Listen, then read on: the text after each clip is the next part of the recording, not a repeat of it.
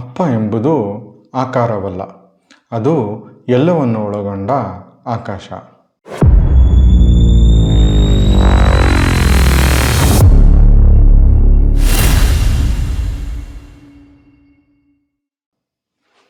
ನಮಸ್ಕಾರ.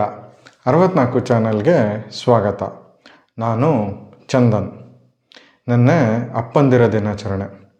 ಅದರ ಪ್ರಯುಕ್ತ ನಾವು ಓದಿದ ವಿಭಾಗದಲ್ಲಿ ನಾವು ಪರಿಚಯ ಮಾಡ್ಕೋತಾ ಇರೋ ಪುಸ್ತಕ ಅಪ್ಪ ಅಂದರೆ ಆಕಾಶ.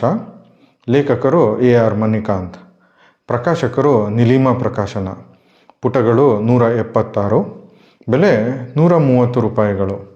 Genre motivational. ನಿನ್ನೆ ಅಪ್ಪಂದಿರ ದಿನಾಚರಣೆ. ಹಂಗಂದ ತಕ್ಷಣ ನಮಗೆ ನೆನಪಿಗೆ ಬರೋ ಸಾಲು, ನಾನು ನೋಡಿದ ಮೊದಲ ವೀರ, ಬಾಳು ಕಲಿಸಿದ ಸಲಹೆಗಾರ, ಬೆರಗು ಮೂಡಿಸೋ ಜಾದುಗಾರ ಅಪ್ಪ. ಹೌದು, ಅಪ್ಪ ಅಂದರೆ ಹಾಗೇನೆ, ಒಂಥರ ಮೆಜಿಷಿಯನ್ ಇದ್ದಂಗೆ.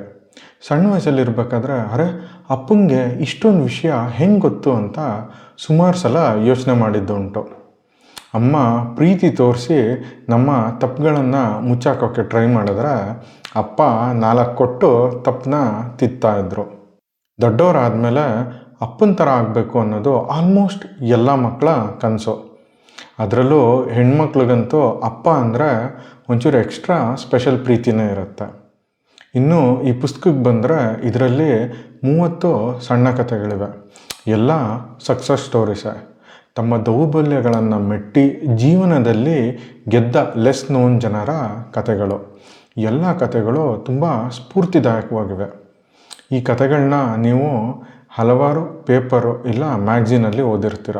ಮಣಿಕಾಂತ್ ಅವರು ಸುಮಾರು ಅಂಕಣಗಳಲ್ಲಿ ಇದನ್ನು ಬರೆದಿದ್ದಾರೆ ಕೂಡ. ಮತ್ತು ನೀವು ಇದನ್ನು ವಾಟ್ಸಪ್ ಫಾರ್ವರ್ಡ್ಸಲ್ಲೂ ಓದಿರಬಹುದು. ಇದ್ರ ಜೊತೆ ಈ ಪುಸ್ತಕದಲ್ಲಿ ಅಪ್ಪ ಮಕ್ಕಳ ಸಂಬಂಧದ ಬಗ್ಗೆ ಕೆಲವು ಕಥೆಗಳಿದೆ. ಮಣಿಕಾಂತ್ ಅವರು ಹೇಳ್ತಾರೆ, ಅಮ್ಮನ ಪ್ರೀತಿಗೆ ಕೊಟ್ಟಷ್ಟು ವ್ಯಾಲ್ಯೂ ಅಪ್ಪನ ಪ್ರೀತಿಗೆ ಇದುವರೆಗೂ ಸಿಕ್ಕಿಲ್ಲ ಅಂತ. ಫಾರ್ ಎಕ್ಸಾಂಪಲ್, ನೀವು ಕನ್ನಡ ಫಿಲಮ್ ಹಿಸ್ಟ್ರಿನೇ ತಗೊಳ್ಳಿ. ತಾಯಿ ಸೆಂಟಿಮೆಂಟ್ ಬಗ್ಗೆ ಎಷ್ಟು ಫಿಲಮ್ ಬಂದಿದ್ದಾವೆ, ತಂದೆ ಸೆಂಟಿಮೆಂಟ್ ಬಗ್ಗೆ ಎಷ್ಟು ಫಿಲಮ್ ಬಂದಿದ್ದಾವೆ ಅಂತ. ಆದ್ರೂ ಮಣಿಕಾಂತ್ ಅವರ ಈ ಸ್ಟೇಟ್ಮೆಂಟ್ಗೆ ನಮ್ಮದೊಂಚೂರು ವಿರೋಧ ಇದೆ.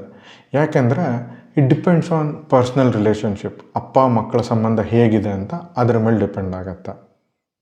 ಈ ಪುಸ್ತಕದಲ್ಲಿ ಅಪ್ಪ ಅಂದರೆ ಆಕಾಶ ಅಂತ ಒಂದು ಕಥೆ ಇದೆ. ದಕ್ಷ ಸರ್ಕಾರಿ ನೌಕರನಾಗಿದ್ದ ಅಪ್ಪ ತನಗೆ ಏನೂ ಮಾಡಲಿಲ್ಲ ಅಂತ ಮಗ ಕೋಪ ಮಾಡ್ಕೊಂಡಿರ್ತಾನೆ. ಆದರೆ ಅವನ ಮೇಷ್ಟ್ರು ಅವನ ಕಣ್ ತೆರೆಸ್ತಾರೆ. ಸುಮಾರು ಜನ ಇದೇ ಎಕ್ಸ್ಪೆಕ್ಟೇಷನ್ ಇಟ್ಕೋತಾರಲ್ವ, ಅಪ್ಪ ನನಗೆ ಆಸ್ತಿ ಮಾಡಬೇಕು ಅಂತ. ಆದರೆ ಅದೇ ಸರಿ, ನನ್ನ ಹೊತ್ತು ಸಾಕಿ ಬೆಳೆಸಿ ವಿದ್ಯಾವಂತನಾಗಿ ಮಾಡಿ ಇಂಡಿಪೆಂಡೆಂಟಾಗಿ ಮಾಡಿದರೆ ಸಾಕು. ಅದಕ್ಕಿಂತ ಜಾಸ್ತಿ ನಾವು ಎಕ್ಸ್ಪೆಕ್ಟ್ ಮಾಡೋದು ತಪ್ಪಲ್ವಾ? ಒಟ್ಟಿನಲ್ಲಿ ಈ ಪುಸ್ತಕ ಒಂದು ಎಮೋಷನಲ್ ರೋಲರ್ ಕೋಸ್ಟರ್ ರೈಡ್ ಥರ ಆಗುತ್ತೆ. ಹಿತೈಷಿಯಾಗಿ, ಮಿತ್ರನಾಗಿ, ಮಾರ್ಗದರ್ಶಿಯಾಗಿ, ಅಗತ್ಯ ಬಿದ್ದರೆ ತಾಯಿಯಾಗಿಯೂ ಪ್ರೀತಿ ತೋರಿಸೋ ಎಲ್ಲ ಅಪ್ಪಂದಿರಿಗೂ ಹ್ಯಾಪಿ ಫಾದರ್ಸ್ ಡೇ ಹೇಳ್ತಾ ಈ ಪುಸ್ತಕದಿಂದ ಒಂದು ಸಣ್ಣ ಪ್ಯಾರಾಗ್ರಾಫು ನಿಮಗೋಸ್ಕರ ಓದ್ತೀನಿ. ಅದಕ್ಕೂ ಮುಂಚೆ ನೀವಿನ್ನೂ ನನ್ನ ಚಾನಲ್ಗೆ ಸಬ್ಸ್ಕ್ರೈಬ್ ಆಗಿಲ್ಲ ಅಂದರೆ ಈಗಲೇ ಸಬ್ಸ್ಕ್ರೈಬ್ ಆಗಿ ಈ ವಿಡಿಯೋನ ಲೈಕ್ ಮತ್ತು ಶೇರ್ ಮಾಡೋದು ಮರಿಬೇಡಿ.